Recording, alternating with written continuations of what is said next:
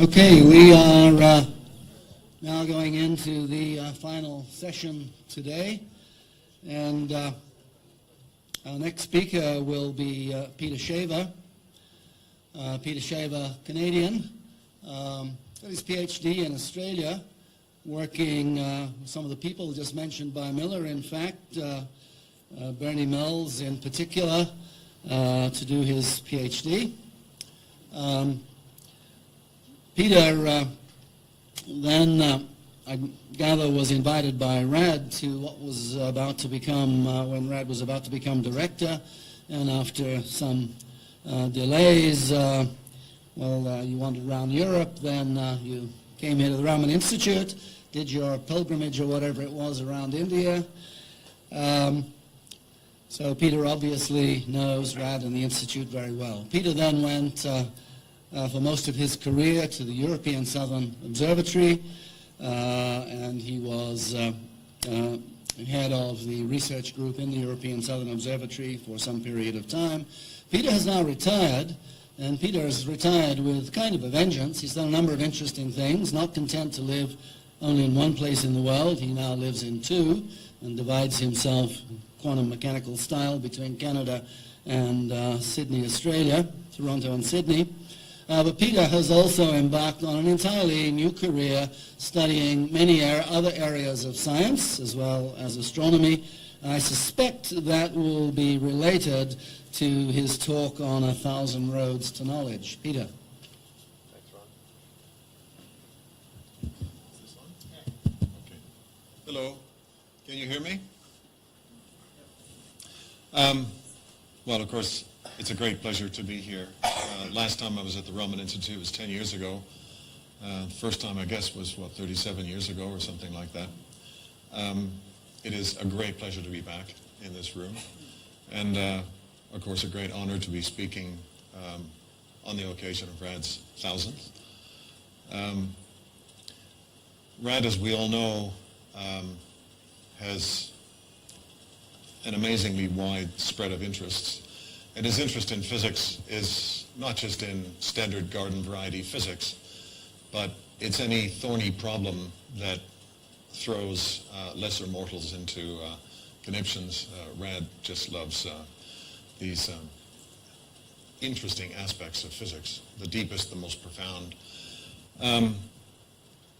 So I'm after Ravi's very kind invitation, I looked harder at the email, and given that I've had, as Ron said, the opportunity over the last few years to study science in a somewhat wider way, and learning about the life sciences and so on, it's been a real opportunity. I've collected along the way a number of anecdotes about the way science is done, different events in different fields. So I thought I'd share some of these with you today, 1,000 of them, which means that, I don't know, you can do the sums. Anyway, one for each moon, something like that. But mostly, I'm talking here to the younger people. For the older people, they already know the ways of doing science, or if they don't, it's too late. So in either case, this is really more for the younger people. And I think it follows pretty much in the vein of a lot of what you've heard today. But let me just proceed, and you can judge for yourself. So I use this. Yeah. We all, of course, learned how to do science in primary school. This was pretty well it. And, I guess this works for a number of cases. But it turns out it's not completely the whole story. And I just wanted to, let's see, is that, no, that's not the right one. Let's turn it off. This one, okay. I'm not going to go all through these in detail. You can pretty well scan over them. You can get the gist. But one nice way of gaining knowledge is education. It's a nice, easy way of cheating. You just get a book and read about what you... Genius, as we've heard about, is sort of handy. Mistakes also turn out to be useful. Toys, I'll talk a little bit about toys. Obviously, discover, experimentation. Serendipity, huge things, especially in radio astronomy and many other fields. Deduction, lateral thinking is enormous, and cross-pollination, those two things sort of go together a bit. People who've moved from one field to another, and they bring with them the tools from that first field to the second, make sometimes, anyway, huge contributions. Big science, you know, CERN-type, LHC-type science where you're working with thousands of people, on the one hand can be extremely productive. I mean, let's see what the LHC comes up with, but I mean, Space Telescope and Sloan Survey and so on, which means teamwork. But then on the other hand, solitude, just thinking by yourself. Curiosity is huge. Imagination is enormous. Thinking through and imagining sort of with a bit of lateral thinking. Ignorance can also be useful because you go into something and luckily you don't know what the experts do, because if you did, they would tell you, well, that's obviously impossible. But no, you go in and you start exploring things and you find out things that they didn't know. Determination is huge. They sometimes say that a scientist faced with a problem is like a dog with a bone. It's just not going to give it up. It chews and chews away until the problem is solved. Stamp collecting, meaning large surveys, whatever. A lot of us might say, well, you know, is that really science? I mean, but it's been huge. I mean, in biology, also in astronomy, these huge surveys, biology, the 1800s, the, you know, butterfly collections and so on, enormous.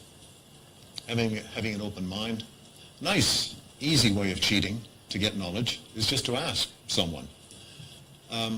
War is useful, as they say. War is the mother of invention, and of course we heard from Miller in particular about you know, the radar effort comes out of the war.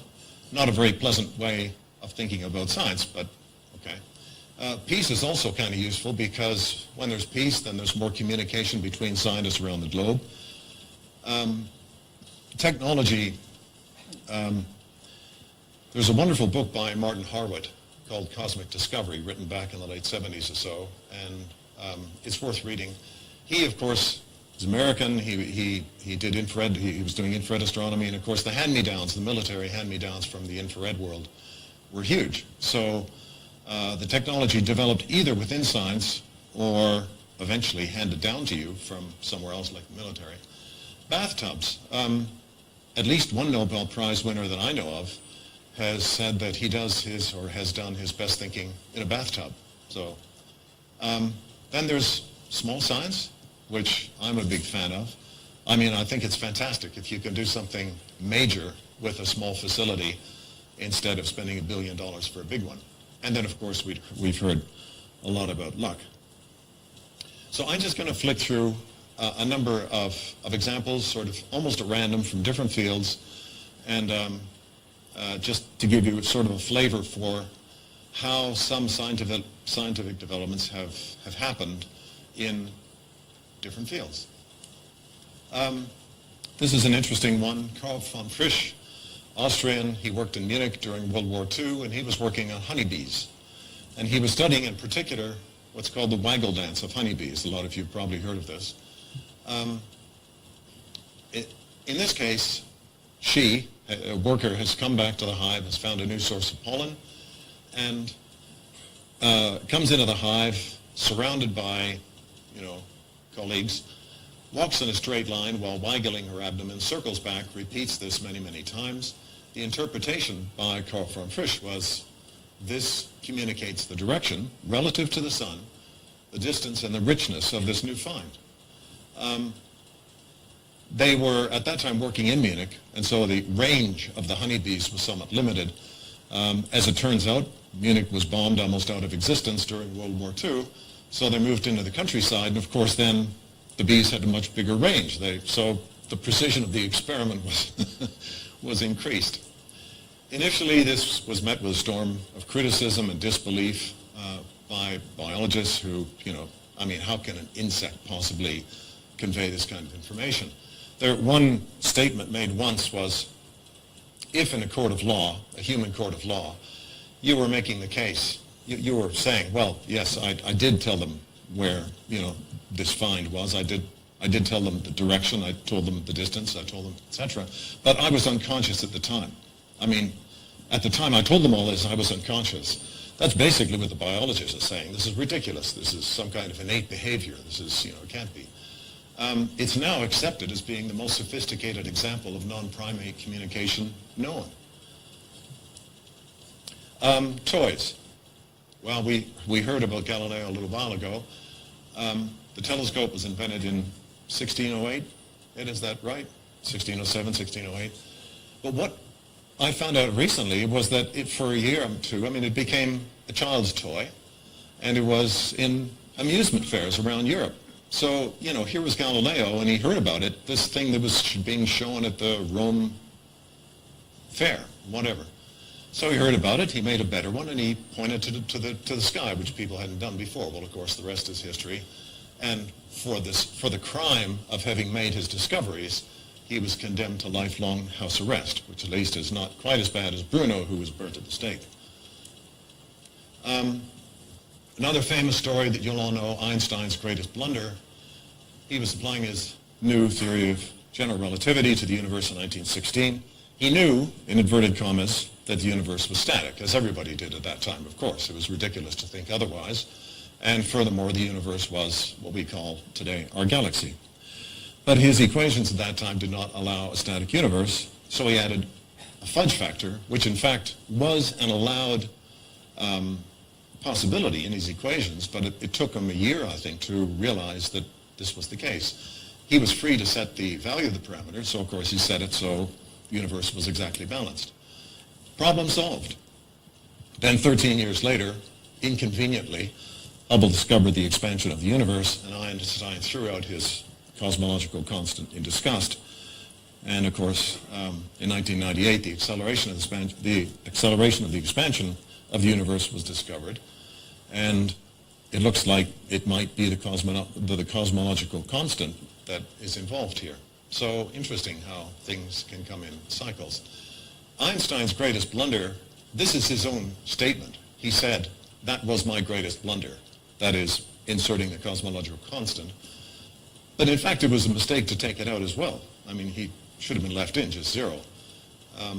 So it's an interesting story. Richard Maleska is a biologist who works at the Australian National University. And once again, he works on honeybees. And an amazing thing is that honeybee larvae, the same larva can become either a queen or a worker. And the difference is phenomenal. If it becomes a queen, it lives for many years, 7, 8 years. If it becomes a worker, it dies within weeks. And of course, normally there's one queen per hive. Just 5 years ago or so, the honeybee genome was sequenced, and Richard saw the effects of very strong so-called DNA methylation. This is an epigenetic effect. The genome was sort of the keyboard, and the pianist is the epigenome that determines what genes are expressed. So he saw evidence of very significant DNA methylation, and he speculated that maybe this is what makes the difference between the queen and the worker. So they were able to silence the methylation process, and in doing this, they made over 70% of the larvae that they were working with into queens. So it's quite a beehive. 70% queens and 30% workers. Normally bees make a queen by choosing one or a few larvae and feeding them the stuff called royal jelly that you can buy in health shops.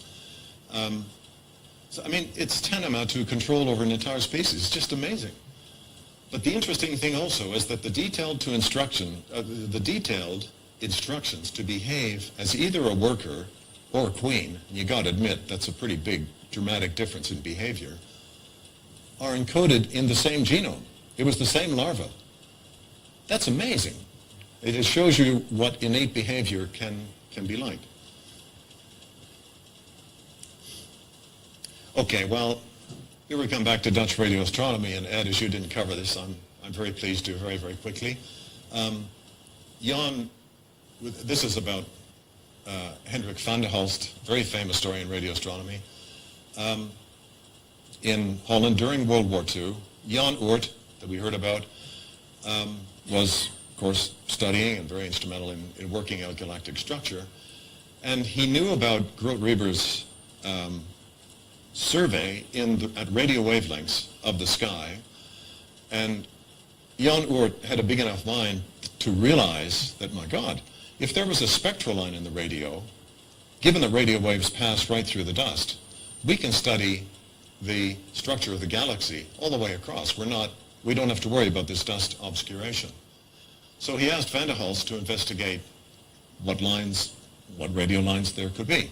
With the obvious one was look at hydrogen recombination lines. And luckily, Van der Hulst made a mistake. He overestimated the pressure broadening for these recombination lines, and he concluded that they would be so broadened that they'd be washed out, they would not be observable.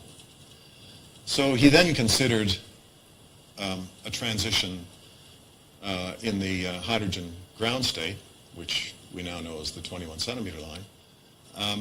But at that time, this was not quite speculation. I mean, it was physics, and it was going to be there, but he consulted many physicists. I think it took a few years before he and others became convinced that, well, maybe there was some chance. And so in his conclusion, in his paper in 1946, he says, it does not seem to appear hopeless. Well, of course, it was an extremely lucky mistake because the 21 centimeter line is so strong, and it was discovered in the early 1950s, and played a massive role in astronomy. This is the mirror test. I might just pass over that. It's kind of simple. I know that there was a talk on continental drift, but I just want to get around to this because of the next slide. Alfred Wegener was a German, and he, like many people, was impressed by the fact that the continents seemed to, fit together like a jigsaw puzzle. And so he speculated, could they possibly have been together once and moved apart? So unlike other people, he actually pursued this, and he studied rock types, geology, and fossils on opposite sides of the Atlantic. And he proposed this crazy idea of continental drift and published Origins of Continents and Oceans in 1915. His theory was mostly ridiculed because, who could possibly think of a mechanism for continents drifting over the planet? It's ridiculous. And when I was studying geology in 1961, I think, our geology professor apologized at one stage in his lecture, and he said, look, I have to give this lecture about this crazy idea, but, bear with me. It's part of the curriculum. I have to give it. And 7-8 years later, continental drift was proven beyond doubt. And of course, it's now one of the major developments. And here's the slide for RAD. Continents do not just drift. This is a map showing the movement of GPS positions, RAD, following the Chilean earthquake this February.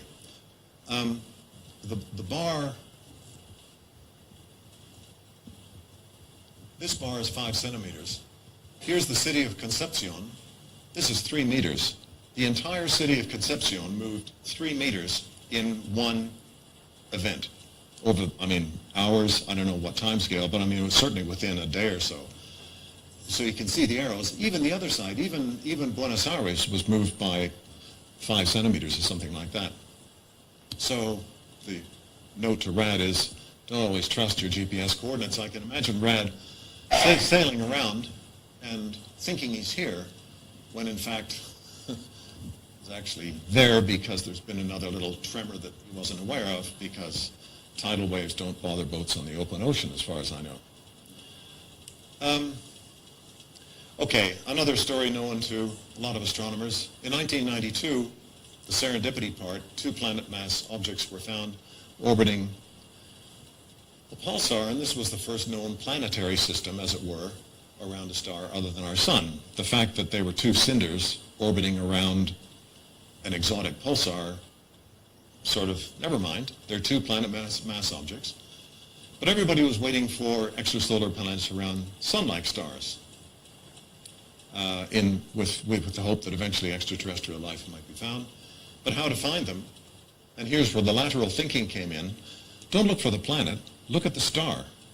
And of course what they were able to do at this time was with Doppler spectroscopy of the star is being moved as any planet orbits around it, also slightly back and forth, and so you can detect that wobbling motion by Doppler spectroscopy. And the first discovery was by Michel Mayor and Didier Queloz. But it was kind of weird. It was a Jupiter-mass planet with a period of 4 days, I mean, just skimming around the surface of the star. Of course, it was because it was so massive and because it was so close to the star and had this huge effect on the star relatively that they were able to see it. But since then, the number of extrasolar planets just skyrocketed. It'll be thousands in a matter of some years. And of course, the interest now is to see, can we see Earth-mass planets or less? Can we find planets that are in the so-called habitable zone and so on? Personally, I think that the first extrasolar planet was an absolutely monumental discovery. Because everybody knew. The Greeks speculated that there were, planets out there somewhere, possibly with life. But anyway, the existence of planets. And I think if you took a poll of astronomers in 1990 and you asked how many, do you think there are planets around other stars? I mean, virtually everybody would say, well, of course. But until we had actually detected them, we couldn't say for sure. Now, talk to any taxi driver and, oh yeah, sure, we know all about extrasolar planets. Amazing development. Thinking small facilities. This one I like. Again, extrasolar planets. In this case, it's detecting the transit of the extrasolar planet across the face of its parent star. And of course, you get a sort of partial eclipse. The interesting thing here is that they used a 10-centimeter amateur telescope on a parking lot in Boulder, Colorado. That's how they did the experiment. And they found the first transiting extrasolar planet. This is their result. And then, of course, having that, they then went to the HST people and said, do you mind if we, spend a few minutes and look at this with the HST? And you can see the difference. So now, of course, that's what the Kepler satellite is all about, finding thousands of extrasolar planets using this technique. So you can still do great science with small telescopes. Now, this is a live experiment, right here and now, in this auditorium. You can see, I hope, two numbers. And I just wonder,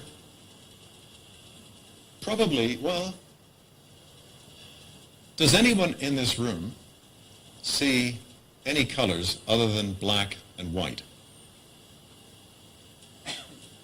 No? No one. At all. No, it's just the numbers. But are the numbers colored or not? Okay, they're black and white. All right. There is a phenomenon called synesthesia. Some people see these as colored, including our daughter. We found out a few months ago. She's one of the lucky people who has this very exotic thing called synesthesia. Numbers can have colors, so it's a complex mixing of the senses due to neuronal crosstalk or cross-wiring. So in this case, the number area of the brain is adjacent to the color area. So it's just a bit of cross-wiring. But our daughter, who's now 34, had no idea that she was anything special, that she saw the world in any different way, until, I forget, we can go over it over coffee, but I forget, she was talking with a friend or something, it came up, and all of a sudden she realized that she saw these, there was a certain pattern of color related to the numbers.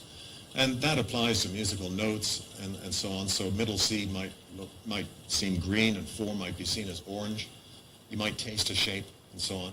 But judging from the response in this room, it's probably more like one person in 200 rather than, say, 1 in 20. Talking about giant facilities. If you're doing biology, and a big project for you is $100,000, you might say, well, look, $1 billion for a radio telescope and optical telescope is just over the top.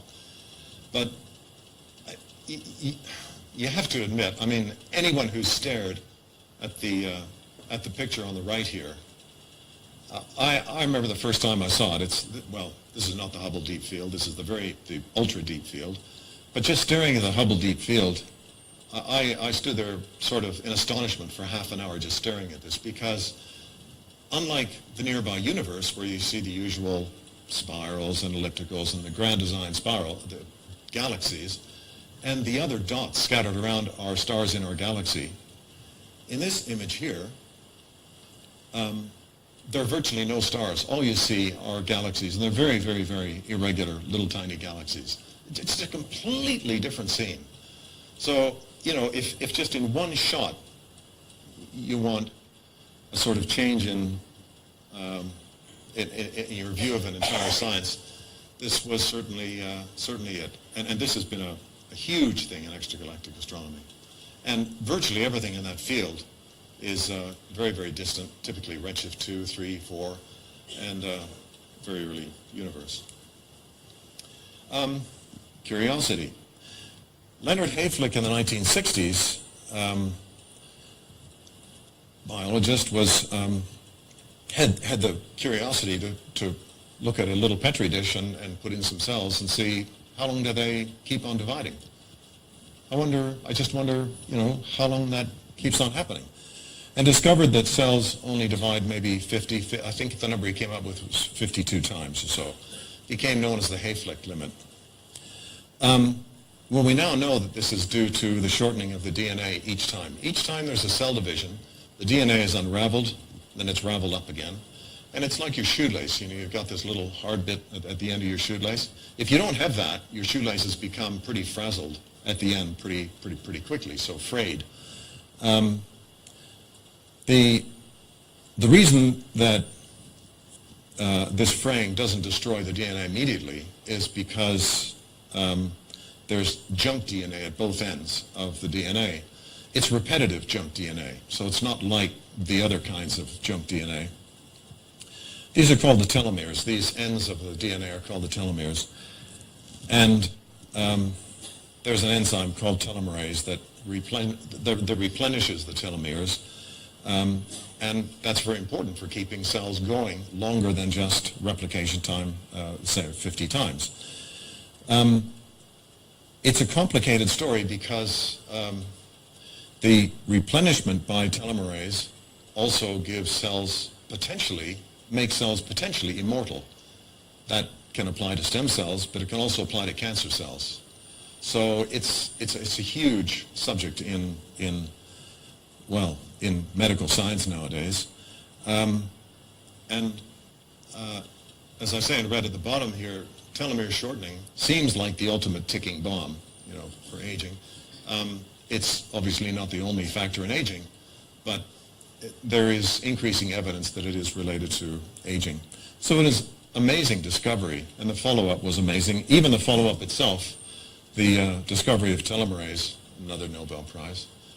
How are we doing, Ravi? 5? Okay. Well, I can't resist this, of course. John O'Sullivan, who many of us know, was searching for microsecond burst exploding mini black holes in the 1970s using techniques that he developed specially for the purpose. He and his colleagues didn't find any of these, but they set upper limits on the frequency of exploding black holes in the universe. John continued developing his fast Fourier transform techniques and later used them to address the problem of broadband wireless LAN communication. And he succeeded in this. It's a big story, long story. But the result is, the invention that resulted is now used by hundreds of millions of people worldwide, including all of us, I'm sure. And this was just, you know, over the last few decades. It's a pretty amazing story. So he starts out from exploding black holes and he ends up with the solution to Wi-Fi. I'll talk about this because this is simple. These three guys were looking for quasars back in 1979. and they were identifying compact radio sources with blue stellar objects. At that time, quasars were thought to be blue, so that was how you found quasars. So they found one with a redshift of 1.405, and they noticed another blue stellar object very nearby, just 6 arcseconds away. So a bet of $1 was made that the other one was also a quasar. And spectroscopy then revealed that it was. So the $1 was paid. But then later it was realized that they were seeing just the same quasar a second time. This was the first gravitational lens that had been discovered, and the $1 was paid back.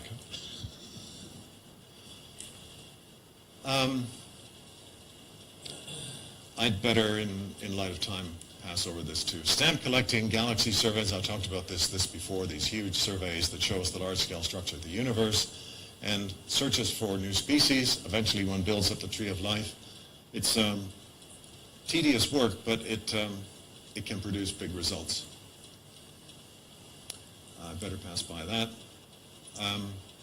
This is kind of interesting. Just in brief, Steve Simpson, who's at the University of Sydney, another biologist, he was studying locusts, and in particular the swarming of locusts. And it turns out that locusts are sort of two creatures in one. On the one hand, they're creatures that want to exist just by themselves. On the other hand, they're very gregarious. And there's a trigger that goes from one to the other. When swarming starts, so after this trigger has happened, the swarming rules are you align with your moving neighbors. And the other one is move on or you'll be eaten. The reason is that the movement is driven in part by a craving for protein. And the nearest protein is the locust just in front of you. So you keep moving. And the swarming ends when the locusts are protein satiated. So he found out that separate appetites exist for carbohydrate and protein. And humans, of course, sometimes consume excess carbohydrate to get protein, leads to obesity. So the result of studying locusts has ended up in the largest dietary analysis of aging and its metabolic and molecular correlates ever undertaken. An amazing development. Just one last of these view graphs, passing the torch. You probably all know, Schrödinger, of course, did his famous work in the 1920s. He eventually moved to Dublin, 1940, and he started looking at the question of life. And he gave a series of lectures and then wrote it up in a book that is called What is Life? And Francis Crick in particular, and also James Watson, were both hugely motivated by this book written by a physicist about what is life. And it significantly motivated their search for the structure of DNA.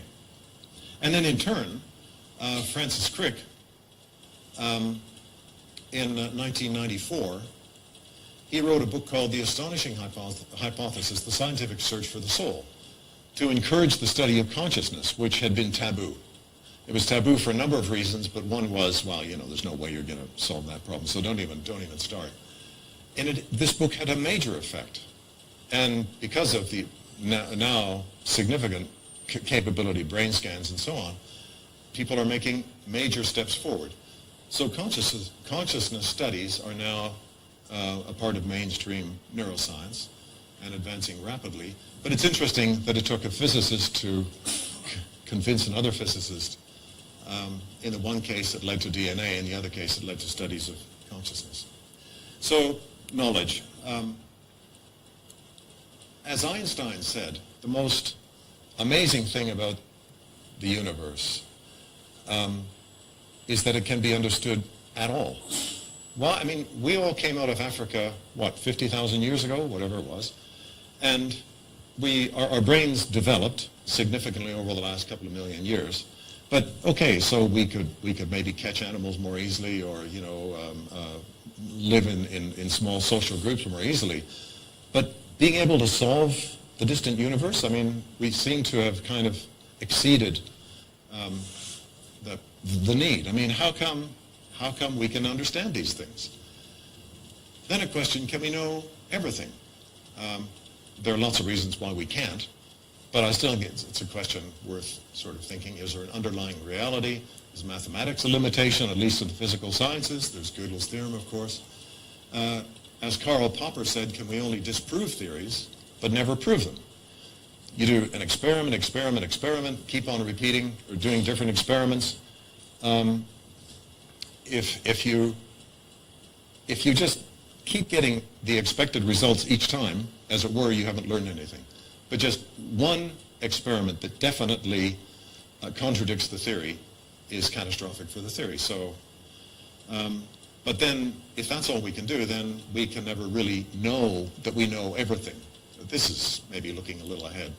Are theories non-unique? Are they just models of the world? Are they just engineering tools? Is it just a way of predicting things? That's all. So is knowledge just really just prediction? Is physics always just an approximation to the truth? And will there always be progress in scientific knowledge? Kind of horrifies me to think of people living, say, 1,000 years ago in Europe, in the shadows of structures built by the Romans, these huge aqueducts and so on. These people are just trying to exist in their little villages and just hoping to procreate and that their children will be able to live at least as well as they can in their little village. While overhead is this huge, incredible structure built 1,000 years beforehand by the Romans. I'm so addicted myself to progress that I can't believe living in such a world. I wonder what you think about that. And then, will there always be progress in science? Do we want to know everything? And some people argue about that one too. Taboos and biases. There are various, and there always probably will be taboos in science. Things that, no, you don't touch that. You tell your graduate student, no, you can't study that. The blank slate, for example, according to according to this theory which held sway for 100 years or so, we are all born with no innate anything. Our minds were just completely blank to be molded entirely by culture.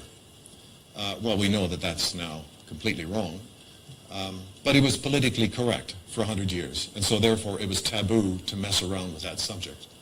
Consciousness, as I said, it was taboo for a century. Animal cognition, that was also, you didn't study animal cognition, because first of all, they can't talk to you. It's kind of hard to do good science if people can't respond to you. And also, animal cognition, there was the danger that we might learn that animals aren't actually that different from us. And this was disturbing, I think, and added to the taboo. The origin of the universe, Einstein's theory, there was no before.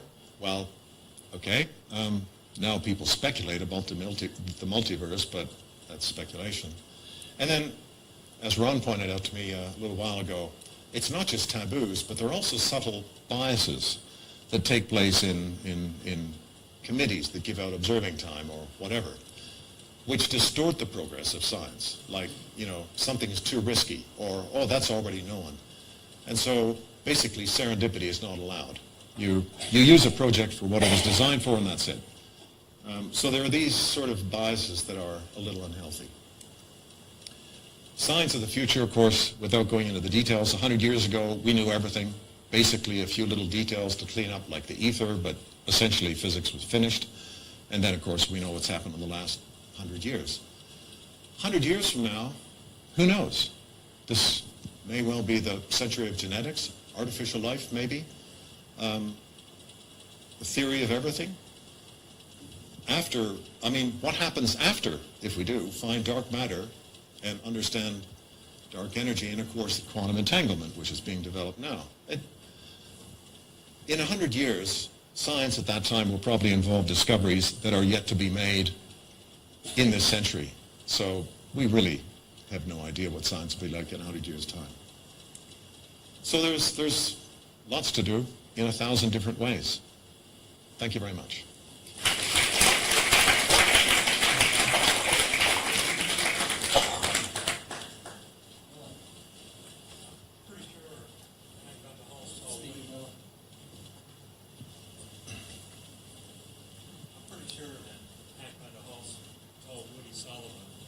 Original draft of that paper that appears in the Netherlands typescript, Turkland had the correct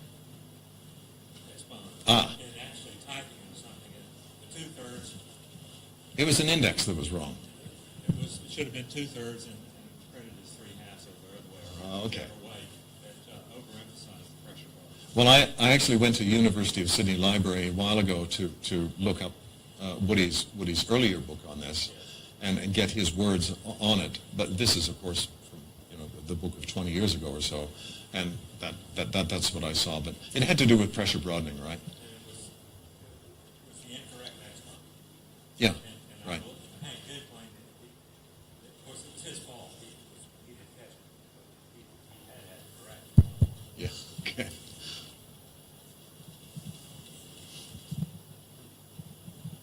A quick comment of a negative sort. Because I grew up while the controversy over Wegener's drifting continents was being argued. The problem was that Wegener had very poor evidence geologically that it actually occurred. The only really good evidence was how well the 500 fathom lines of South America and Africa fitted. So there was that piece of evidence. The geological evidence was Shaking. was bad, and that led to the controversy. And I think it's one of those conjectures, getting the right answer for the wrong reason. Okay. Thank you. Vine and the other fellow, they're the ones who get the credit. Yeah. Thanks, Bernie. So any other people want to join the discussion or have other paths that Peter might have missed? Okay, thank you very much, Peter, for that stimulating talk.